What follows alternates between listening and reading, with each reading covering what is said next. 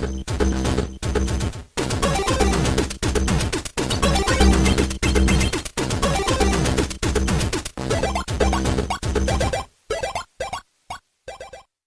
this is Scott Null. And I'm Jerome Kutka. And welcome to NullSpace. So, if you can think right now, what's the hardest, most difficult game that you've ever completed? Fucking Yo Noid brings up to my mind, and I'm just swearing, cussing. I died so many times. Yo Noid came out, A7? Was Yo Noid, or was it 90? I can't remember. Don't know. All I remember is going to a Pick and Save when they still rented videos. What was it called? Pick and View, and they didn't have much of a selection. I go there and getting that game, and I go back every time. I didn't know I couldn't beat like the first 2 or 3 stages when I was a kid, but every fucking time we go to the fucking Pick and Save, and I'm like, I need to get that game.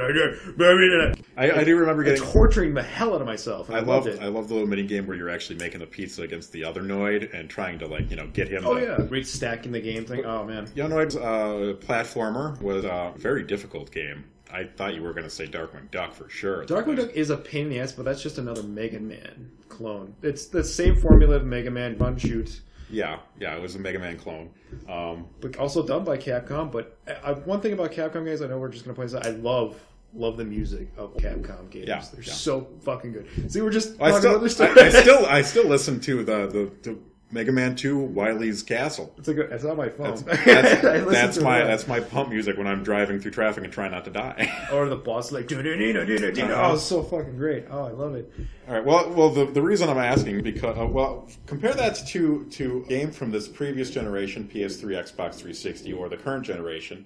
The most difficult game you can think of recently. Today. Oh hell.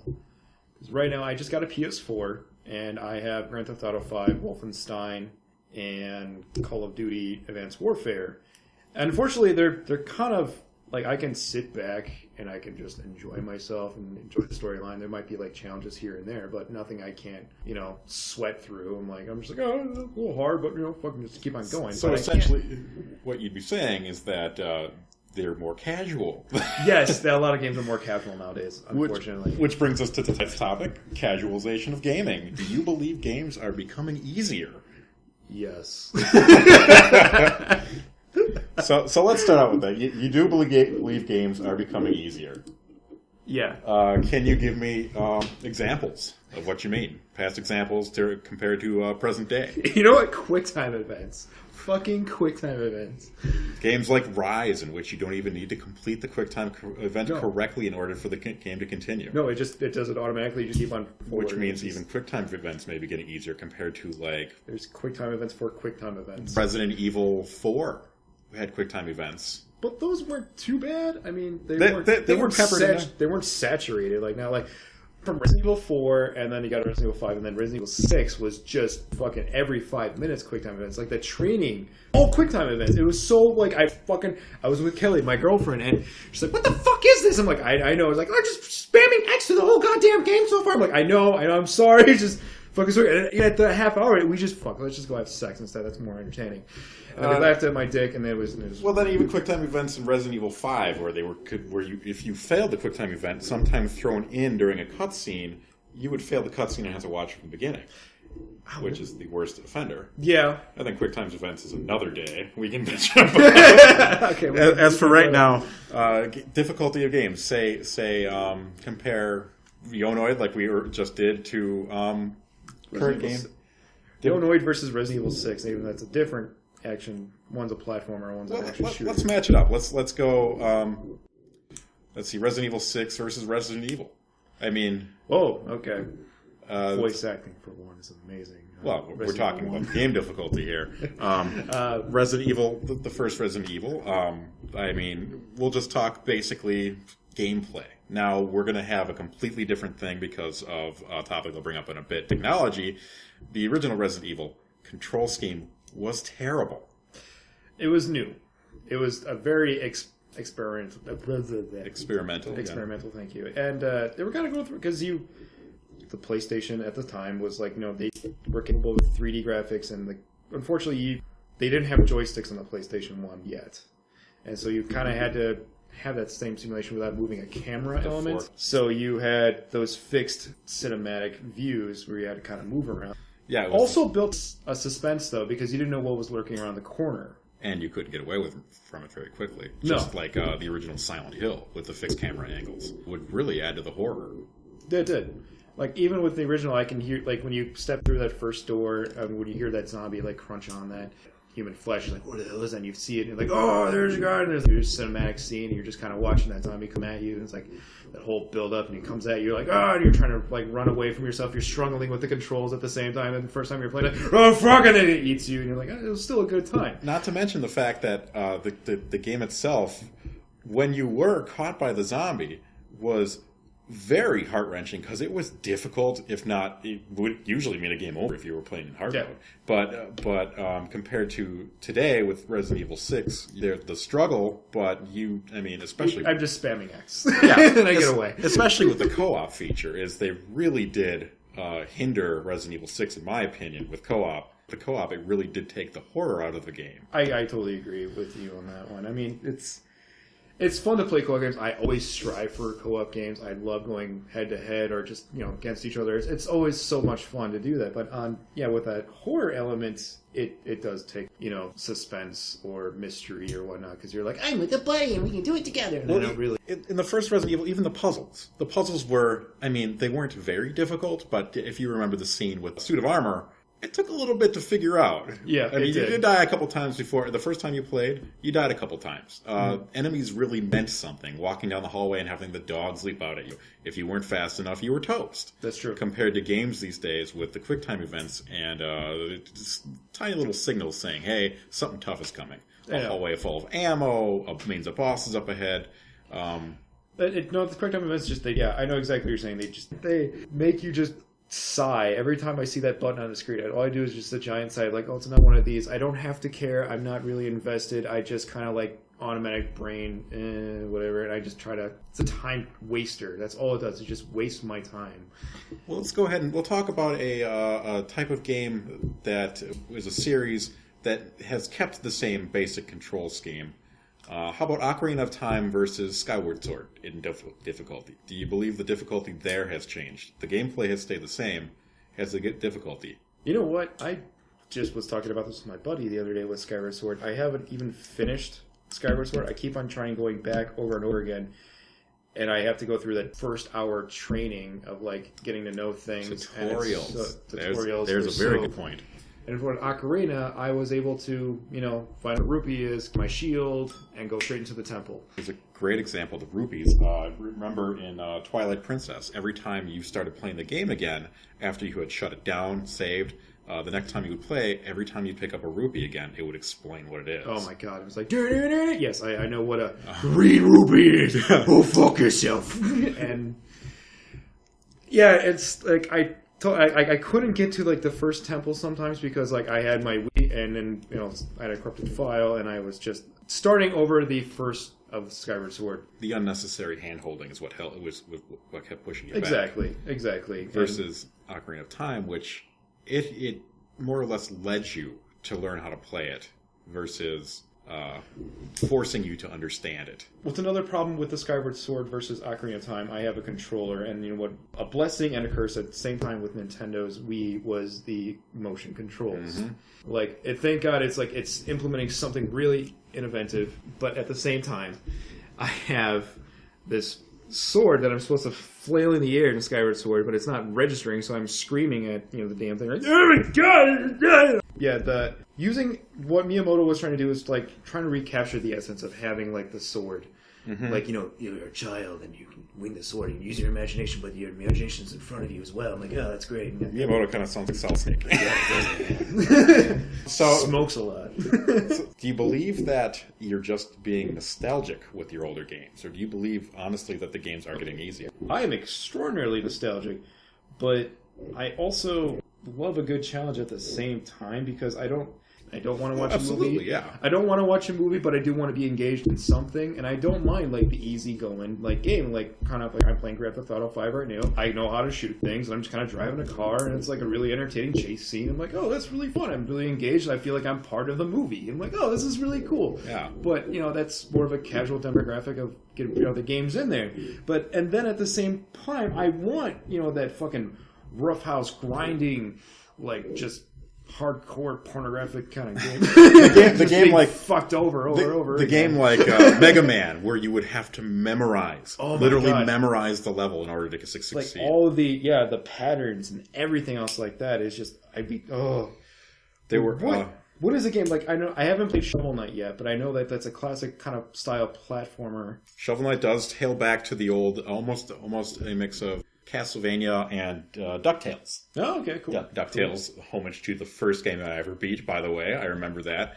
DuckTales, not essentially a difficult game, but definitely, in my opinion, more difficult than its predecessor, the remake.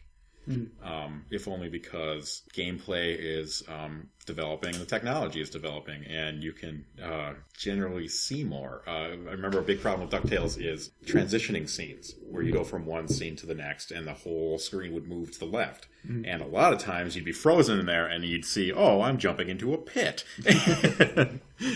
What's a very popular game is the Dark Souls or Demon Souls. A lot of people love those games actually because of the difficulty. Like, you fucking die, you done goofed, you gotta fucking fight some more. So it's possible to make games difficult, is your point, in this current era. Yes. Even with the controls, I believe, in Dark Souls are excellent, and yet still the game has a significant challenge. Extraordinarily hard challenge. Like, that's awesome. Like, even the demographic would they eat that up and they want more of that, and that's totally cool. I like seeing stuff like that. So here comes to our second portion here. Why are games getting easier?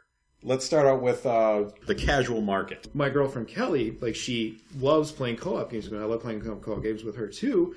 But even her, QuickTime events are, a little too fucking boring for her. But, there's other people out there, too, that are trying to get their, other friends into there who are very new or... Handicapping is a good way to introduce people to a media that they weren't able to access before. Yes, and you have a better way of putting it than I do. I'm sorry. I've been thinking about this. I said, too, yeah. It's been in my head for days. But no, yeah, I totally agree, obviously. But I introduced Kelsey to Pokemon. She had never been allowed to game when she was growing up, and I introduced her to Pokemon Red. And I believe that she played it not because necessarily she simply enjoyed it, but because she wanted to make me happy. She generally enjoyed the gameplay, but Pokemon Red, in my opinion, is much more difficult than current generation Pokemon's X and Y, and the remakes Omega Sapphire and Omega Ruby, Alpha Sapphire, Omega Ruby.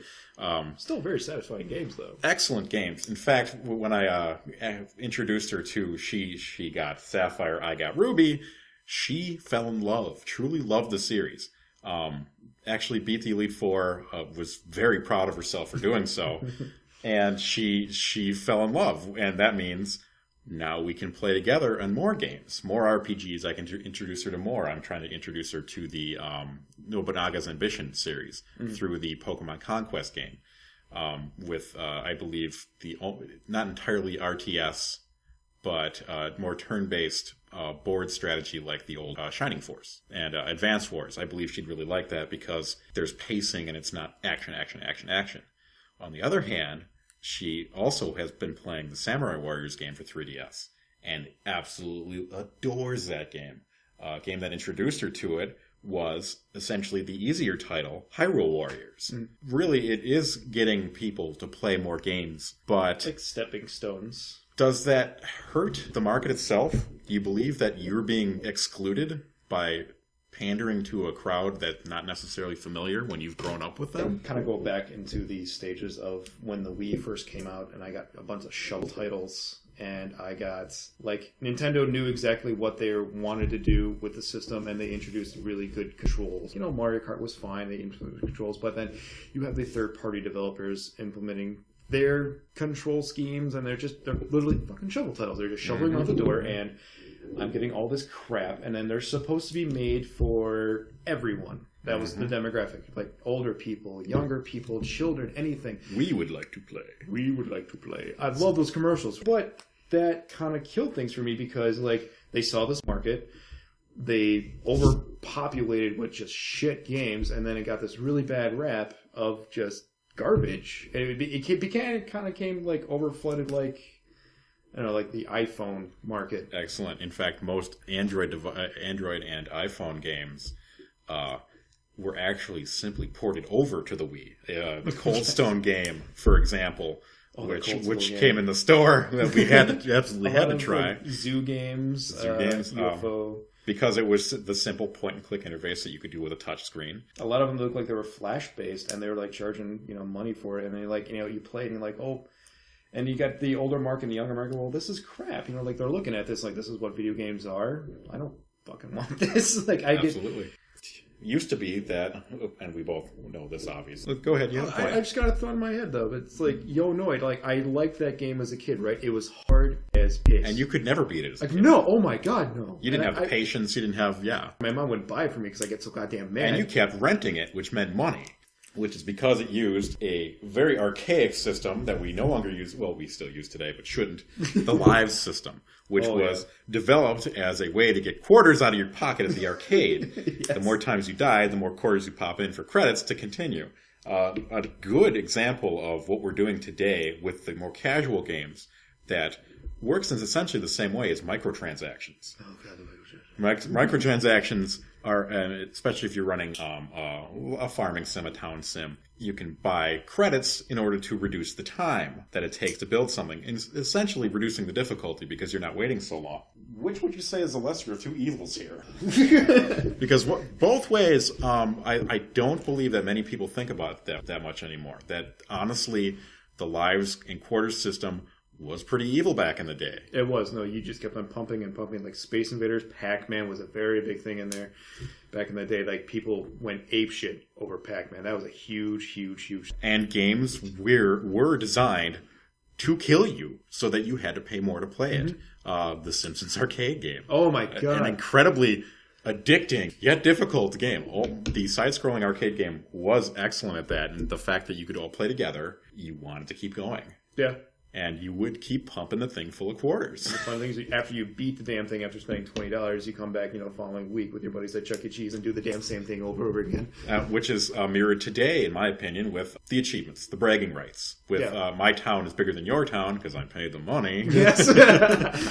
Family Guy's got it. Simpsons got a farm thing. Everybody has a farm simulator. I was honestly addicted to My Little Pony for quite some time. That's true. I remember at work, you would have like we'd be doing a trade, and you're like, "No, hold on, I gotta." Because God damn it, Fluttershy! Because I refused to pay the money. And I would go in there and I would wait for the timer to be up and then I would make the transaction. A lot of people not doing that. But my boss, she's addicted to the Family Guy farming thing. And she's even admitted a couple times that she's spent a couple times on there too. She didn't want to, but there was a sale and she wanted to do that. Like, fake sales, yeah. Those fake sales. That is something that they never did back in the coin slot days. No sales. They were free play hours. You could pay for lock-ins, but there were no sales on those machines. Yeah. Oh god, yeah. Something we brought up earlier, modern technology. I'm brought back to a lot of people talking these days. Majora's Mask 3G just released, and back in the day, it was the save point was, I believe, you could do a quick save at the owl statues, but then it would start you off at the first day. First day, and you lose a lot of. If you save during the game. Compared to now, which we've got the owl statues still, but they're actual save points. Yeah, actually, they made it a lot easier for a new demographic of people that are playing on the 3DS, which is a lot of younger audiences. Not bringing that up because it's a good example of the technology changing, making games easier. Bringing it up because so many people are impressed with the difficulty of having save points. They've completely forgotten that it used to be in every game. Resident Evil, another great example. Your save points, you actually had to use. Yep. Your inventory to save. You had ink ribbons. You have ink ribbons. You only had a certain amount of them too. But you had to search for those damn things too. Like you only get you found one ink ribbon. Like I could save one time. Oh my god! It was a big deal in my game. I was so freaking out about it. Versus today, we have autosave. Autosave. You just turn the game off and you pop back on later. Yeah. A great feature in games that when you're playing online.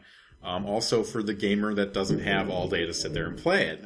Unfortunately, that's becoming me now, because I mean, with like all the other projects on the side, I'm at work and I'm trying to get everything done, and I still want to come down to my bedroom and just still play a game, but it's so hard when I have like so much other shit to do, and I only have maybe like an extra 20 minutes of my day to spare, and I don't have that luxury anymore. One of the great features that was actually not technically introduced, but definitely brought to popularity by the DS and the Game Boy Advance SP, where you'd be able to close the screen and just open it later when you could play.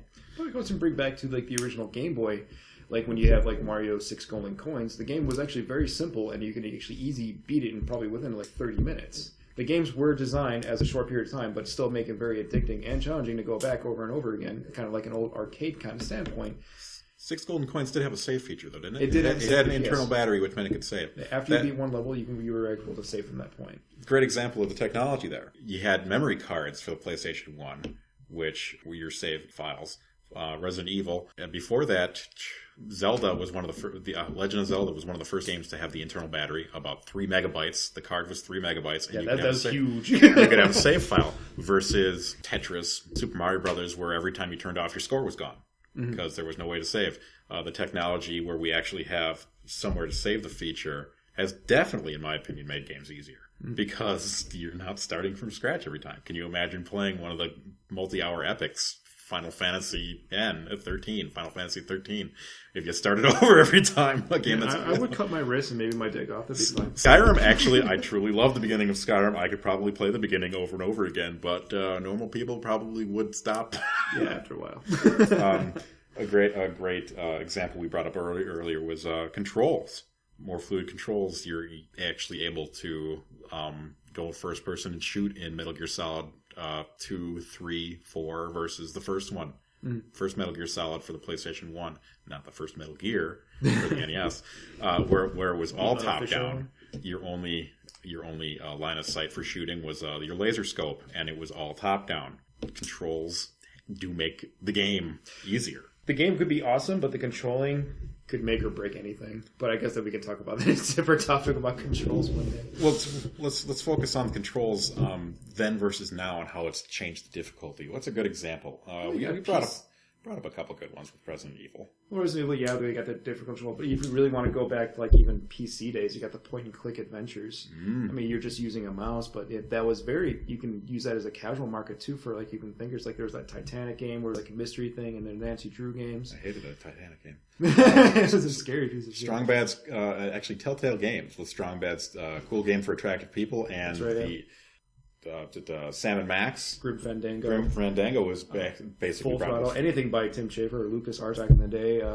Now the thing is, what we have today compared to back then is, in my opinion, is laziness. The old games, the puzzles actually made sense. They were creative, and the writing was fantastic. It always made you laugh and like actually feel for the characters. I always thought I was reading, like watching a visual novel, and I'm like, I was totally enthralled by all the characters as they developed. Versus the puzzles. A very good point made by one of my favorite reviews, Yahtzee, which is today's adventure games. Puzzles are pick up thing, rub on everything until something works. Oh, that's right. Yeah. Which is actually a complete reversal of the difficulty, in my opinion, because you're just acting at random. You're not actually able to continue through the game with ease like you used to be able to if you could use logic, even if it was bizarre logic like Double Fine is famous for. You know, I might actually do an experiment because I've played Grim Fandango back in the day, but Kelly hasn't yet.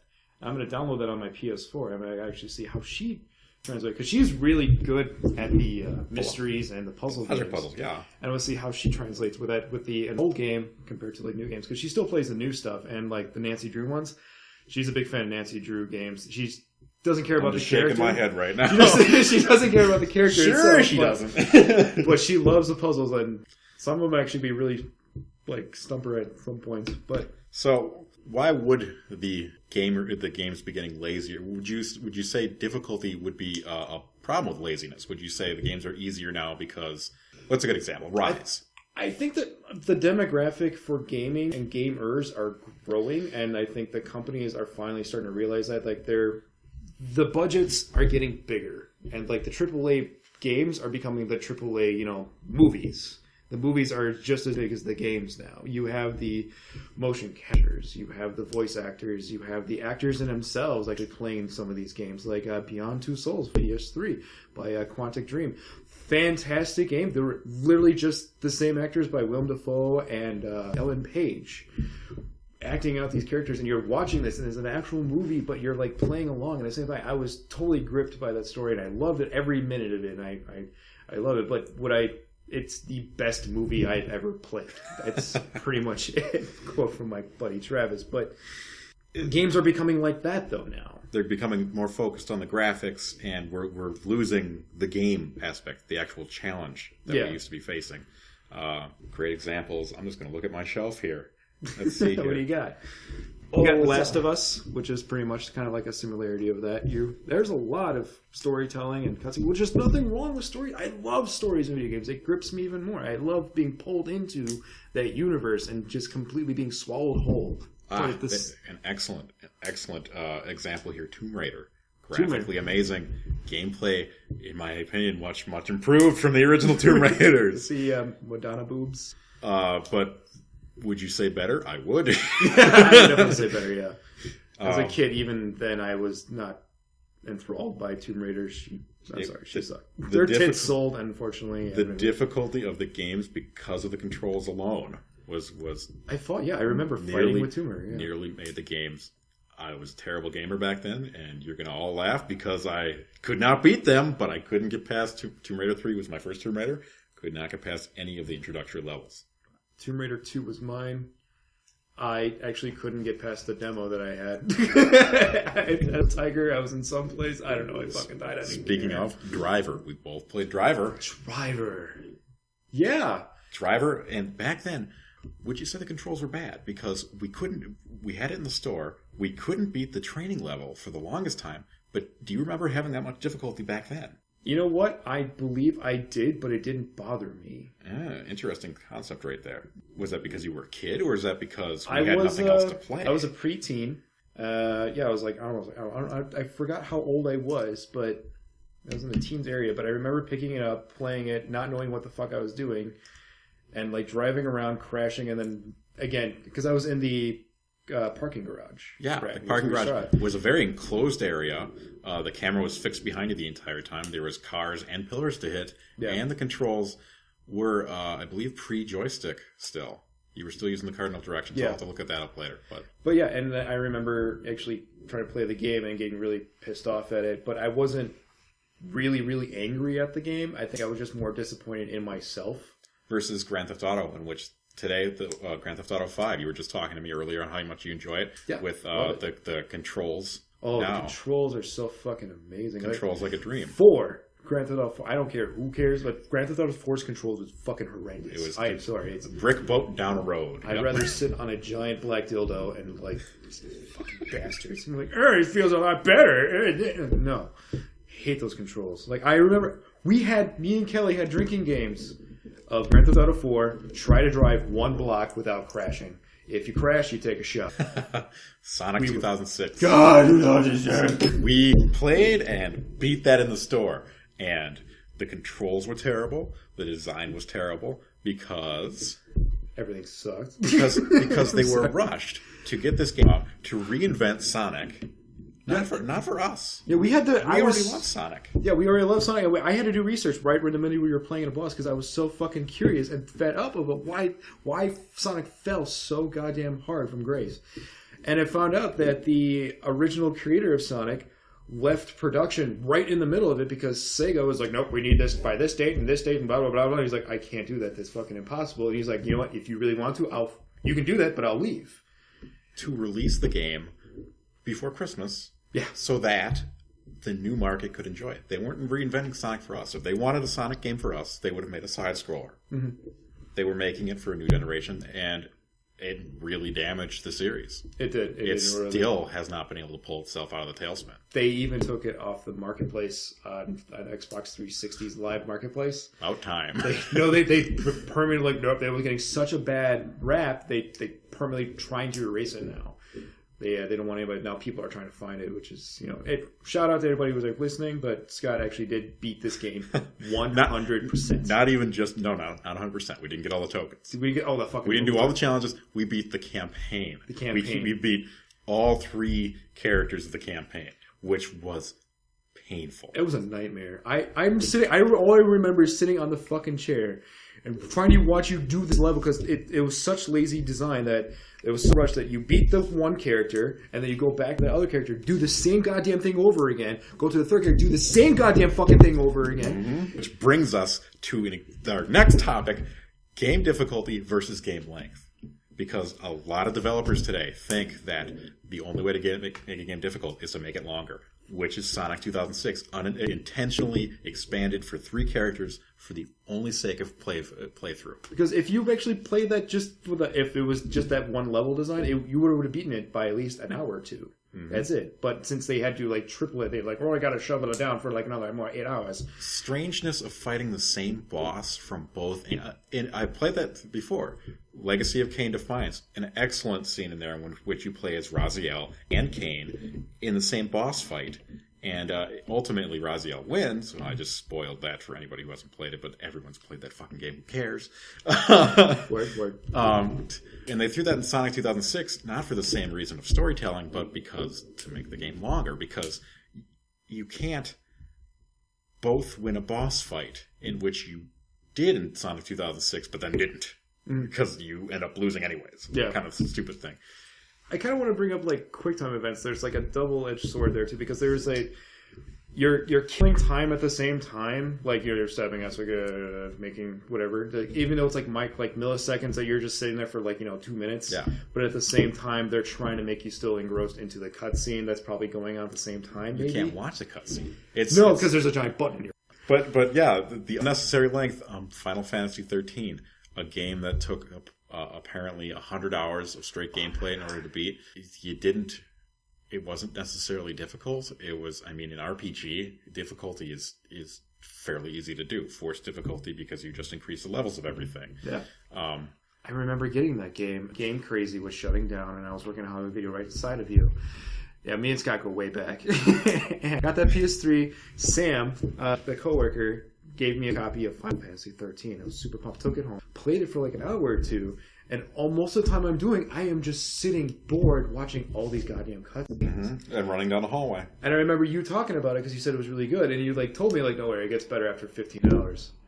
I don't think I was the one who told you, because I didn't make it past hour 5. You didn't make it past hour 5? So many guys told me, it gets better after 15 hours. Because they say, they do say that. They say once the game gets an open world, it gets better. I've never seen it. I never seen the open world either, because I couldn't get past it, because I was so visually astounding. It looked beautiful, gorgeous.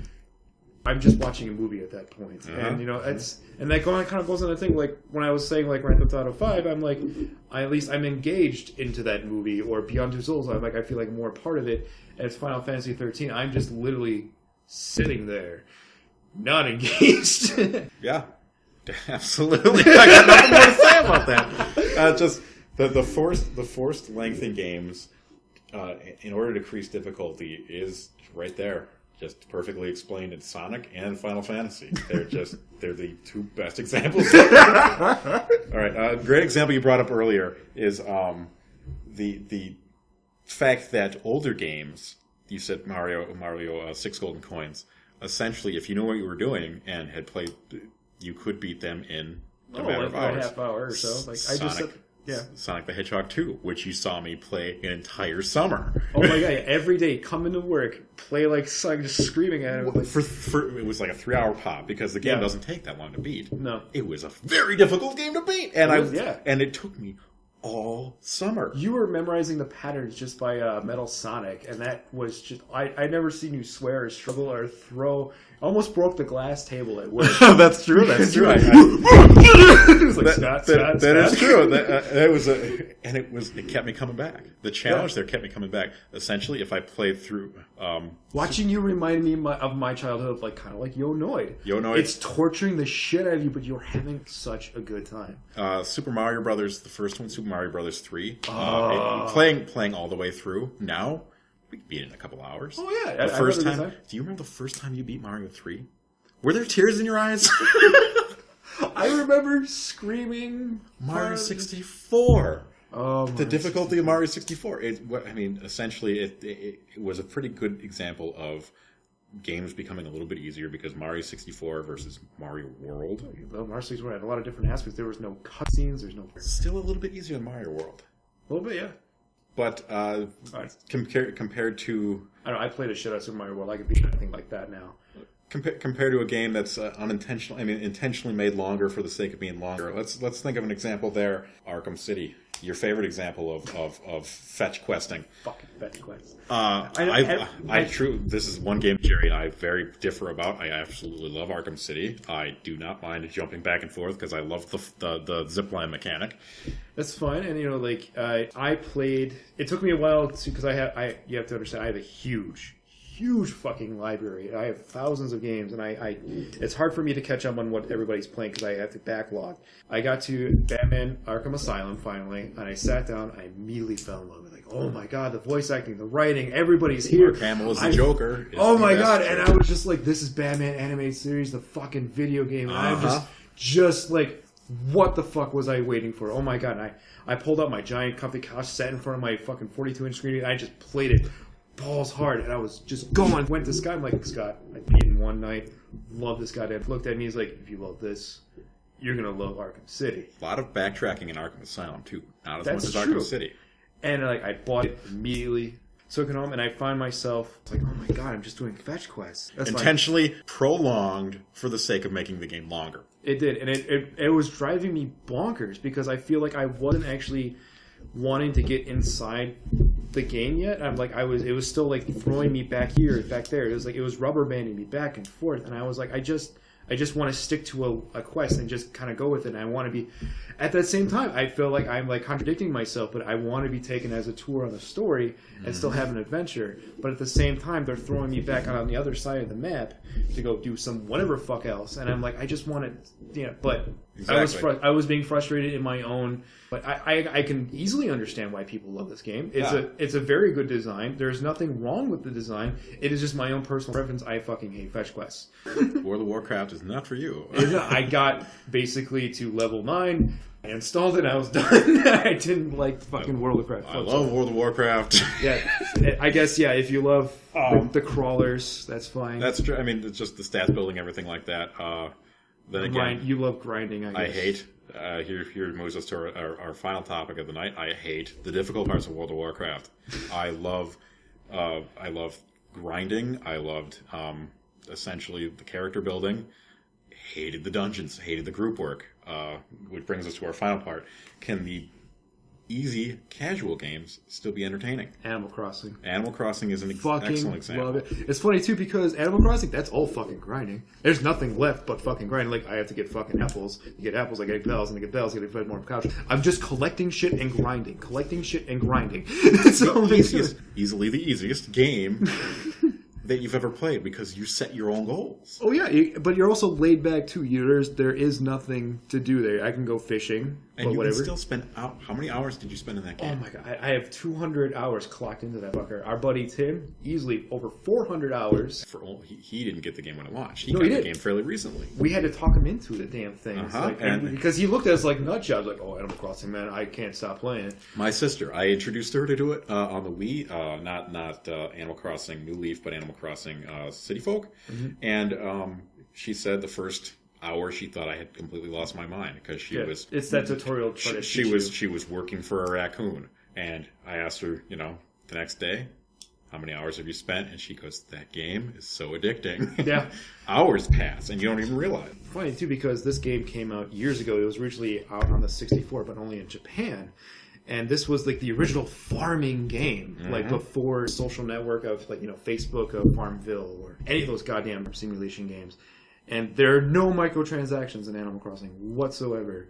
Oddly enough, Animal Crossing, a game that basically invented the casual gaming market right there, fairly hard to get casual players to try. It is. I guess when you think video games, when you're not a gamer, you're thinking action, and there's nothing of the sort in this game. It was, believe it or not, it was difficult. I have a very older friend, just in the mid-40s, and introduced in Animal Crossing. She didn't like it at first, and then I showed her what you can do. And like, all you do is like, all I don't want to do is like, well, you don't understand. Like, all you do is nothing, and you just kind of dick around. She's like, oh really? And I showed her. It's like, oh my God. And she wouldn't like leave it alone. Like I see her on it like at least 4 hours a day at that point. She just absolutely adored it, and the cute little animals and everything. But anyways, Nintendo is number one in making easy games that are fantastic. Game Freak, not Nintendo essentially, but Pokemon. I'll say the second party developer for them. Has only gotten easier as time goes on. In the most recent Sapphire and Ruby remakes, there's actually a feature that lets you see where the Pokemon you're looking for is hiding in the tall grass, which is a guilty pleasure of mine. But what else? The new Marios have only gotten easier. Yeah, that's true. I mean, they got a little harder too, but remember during Christmas, I came over and we played the new Super Mario Brothers Wii U, and during the last parts of the level, we died a couple times, but not too bad. Usually at each other's hands. Yeah. I killed you lots of times. Jesus Christ, you fucking destroyed me! Like, just stop jumping on my head, you son of a bitch! But at that point, cliffs and stuff because I would cackle. It was a different point though. Like I was having fun again with another person. Like it made me. I feel nostalgic of my childhood. Like, oh my God, I'm sitting on a couch playing a Mario game, just really, having a good time. That's all it brings it back to is just trying to get that feeling back. I love that feeling. So, final thoughts. You believe that games are getting easier. Here's the question: do you think that's a problem? No, I don't, because it's bringing a lot of other people into this realm, and they're slowly understand. Because I get a lot of older generations like, oh, these kids, blah blah blah blah blah. I'm like.